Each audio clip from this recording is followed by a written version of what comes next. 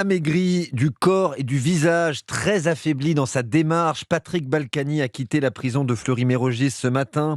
L'ancien maire de Levallois-Perret, condamné pour fraude fiscale, bénéficie d'une libération conditionnelle après 6 mois de détention. La presse l'attendait devant son domicile de Giverny. Je me sens surtout soulagé. La prison, c'est très dur. J'étais isolé. C'est un enfer d'être là parce que ça hurle dans tous les sens. C'est très fatigant. On n'arrive pas à dormir. Pour un homme de mon âge, c'est difficile. Voilà. Patrick Balkany, 73 ans, on le rappelle, libéré donc, mais pas pour autant débarrassé de ses démêlés avec la justice, Gladys Laffitte. Et non, puisque l'ex-maire de Levallois devra à nouveau faire face à un tribunal en octobre dans le deuxième volet de cette affaire, celui du blanchiment aggravé de fraude fiscale. Il a été déclaré coupable, mais la durée de sa peine doit encore être tranchée, justement lors de cette audience, tout comme celle de son épouse Isabelle Balkany, elle aussi condamnée.